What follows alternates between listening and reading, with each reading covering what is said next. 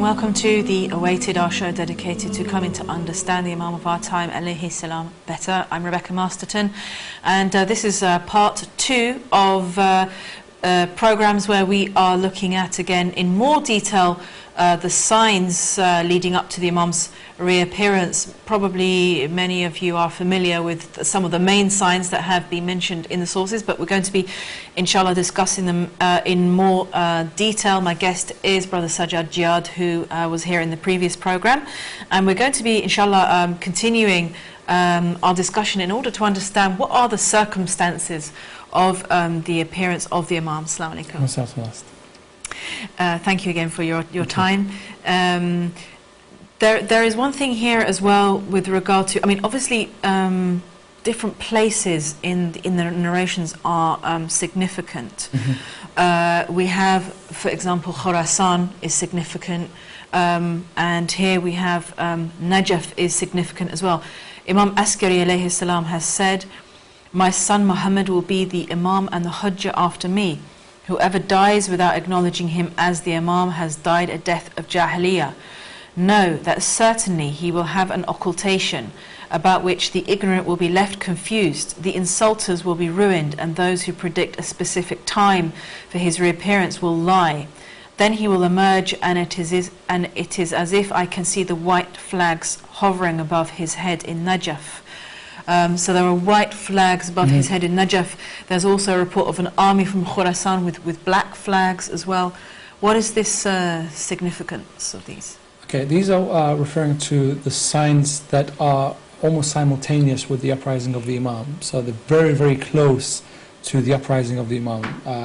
So these are signs that are certain to happen, not conditional ones. Yeah. These are ones that are of a type that will happen, that are already foretold, and they must happen, but they are very, very close to, I wouldn't say more than a few months, to the time of the Imam's uprising. So not the kind of signs that we hear in other narrations that the sun will turn this color, or so-and-so will happen in the sky, or so-and-so will happen to people. Those are signs that are gradual, that take many days or many years leading up to the Imam's time. This is something that will happen right with the Imam's revolution.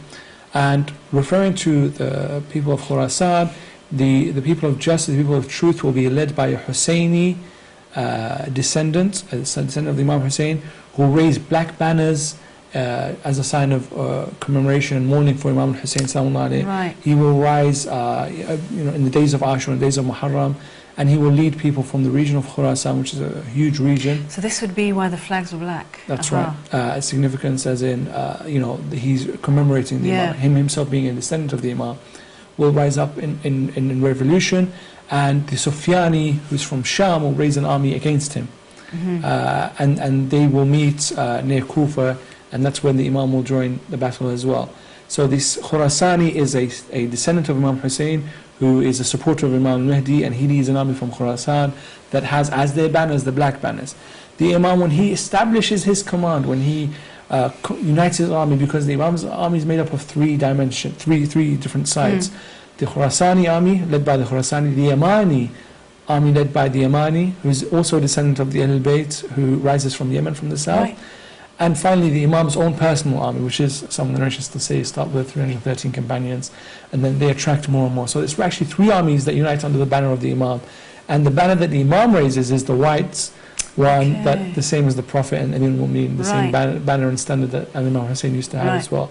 So that's the meaning of the black banners from Khurasan and the white banners that hover over Kufa. That's really clarified things, actually, because again, like I said in the previous program, you read these narrations in different places. And you think, well, how does that link to that? So that's why it's important to get an understanding. Something else as well, which probably not a lot of people will like to hear, but Imam Sadiq alayhi salam has said, very few Arabs will be with the Qa'im. At which someone said, but in fact those who describe this matter from among them are many. And he said, people must be purged, distinguished, and sifted, and many people will fall through the sieve. So where, I guess they will be from different lands, really. Yes, the companions of the Imam are from different backgrounds, different areas, different types of people. The Imam, though, comes when he reappears. The Muslims, which are both the followers of Ahlulbayt and followers of the other schools will be happy at his arrival. And the non-Muslims, some of those who are willing for a savior, will be happy at his arrival as well. And when the Imam comes, he doesn't preach specifically to the followers of the Ahlulbayt. He preaches and he invites all people, Muslims and non-Muslims alike, followers of the Ahlulbayt and followers of other schools.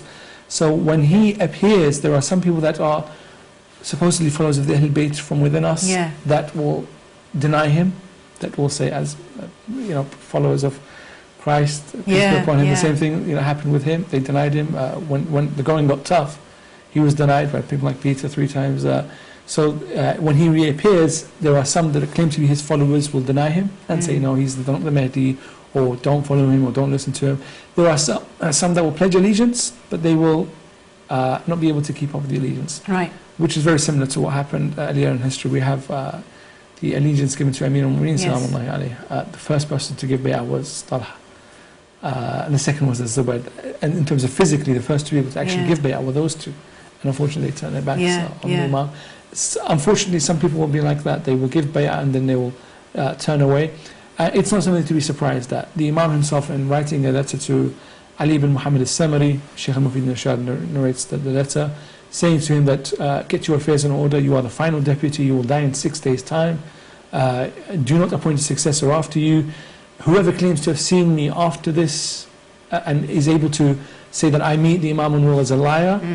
And then in another letter where he describes what the situation is with some of the people who are supposed to be followers of the Ahlulbayt, he says that there are some who have turned their backs on us, who make lies about us, who claim the Imam for themselves, some who claim to be agents but they're not.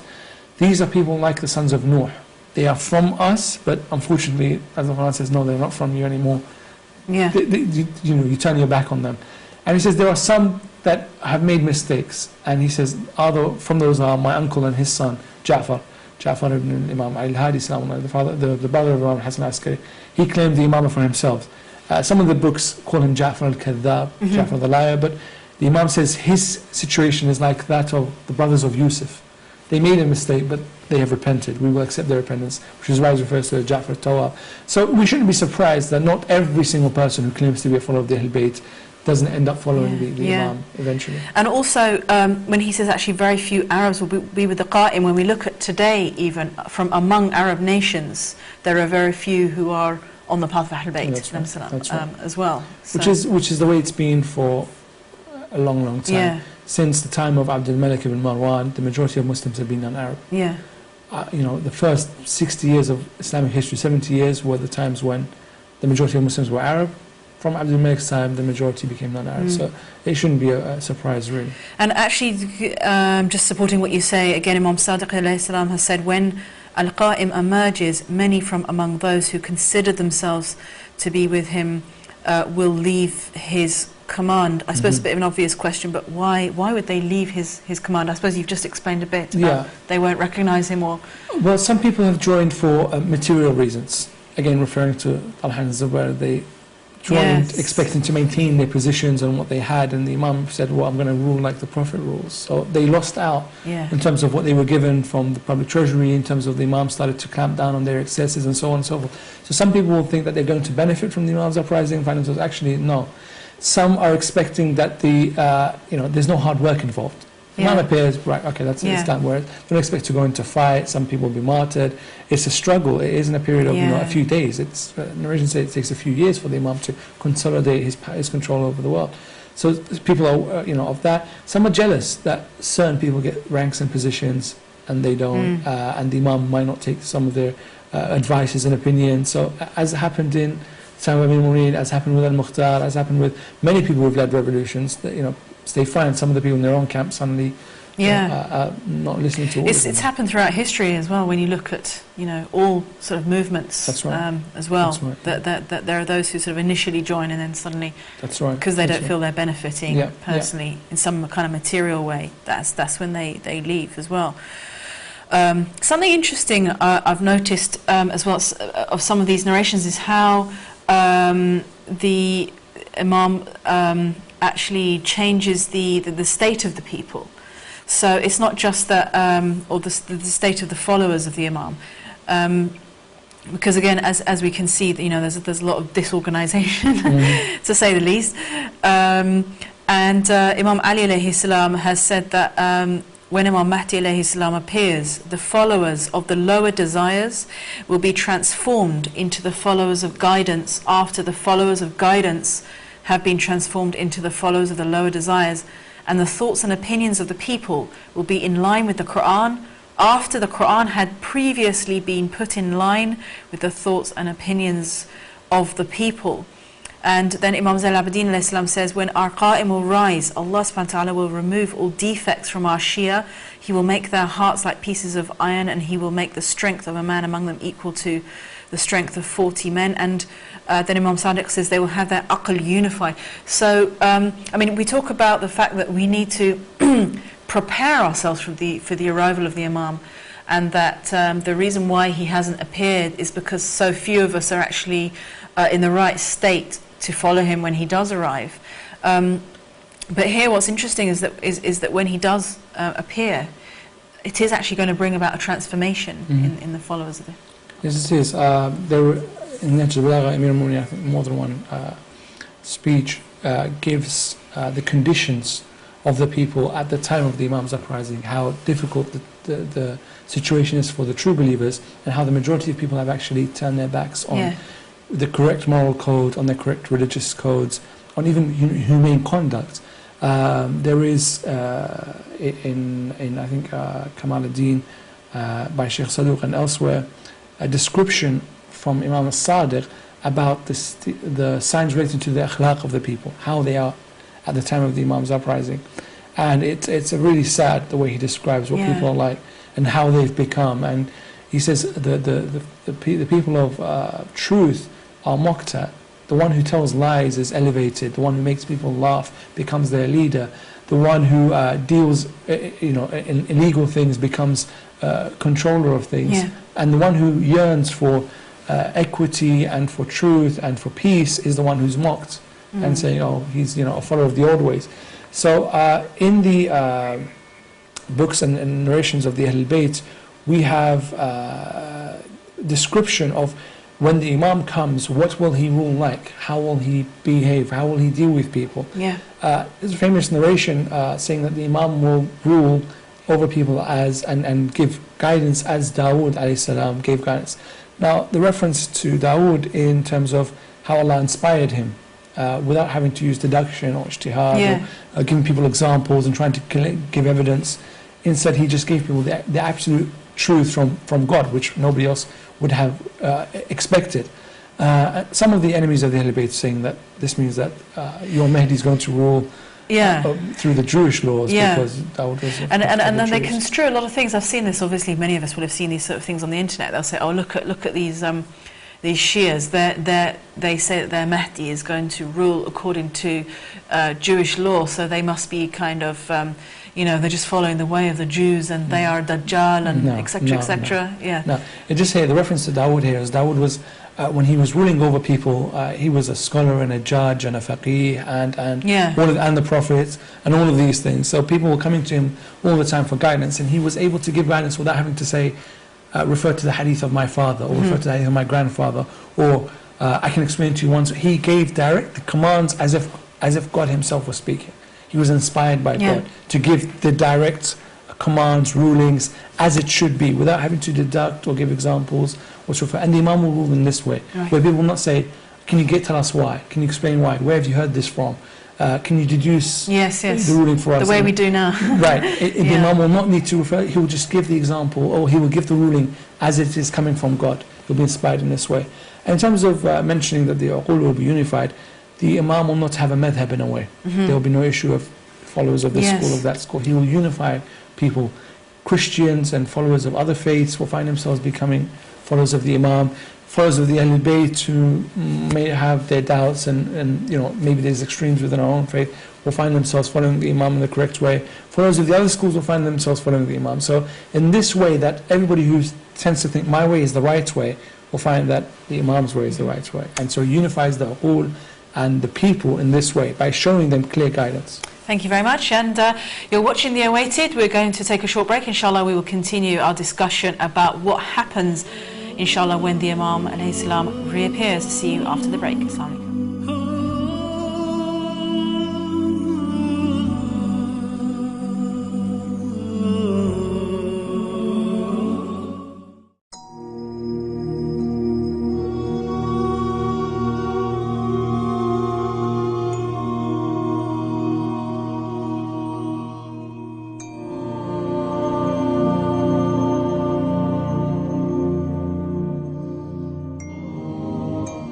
Time alayhi salam better. I'm Rebecca Masterton, and this is part 2 of programs where we are looking at again in more detail the signs leading up to the Imam's reappearance. Probably many of you are familiar with some of the main signs that have been mentioned.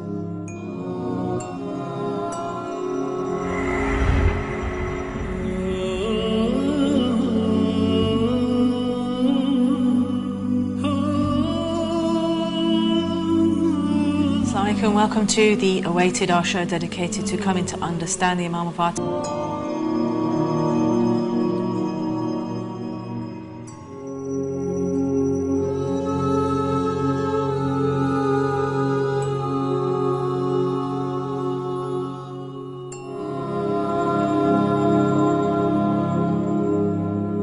in the sources, but we're going to be inshallah discussing them in more detail. My guest is Brother Sajjad Jiyad, who was here in the previous program, and we're going to be inshallah continuing our discussion in order to understand what are the circumstances of the appearance of the Imam. Assalamu alaikum.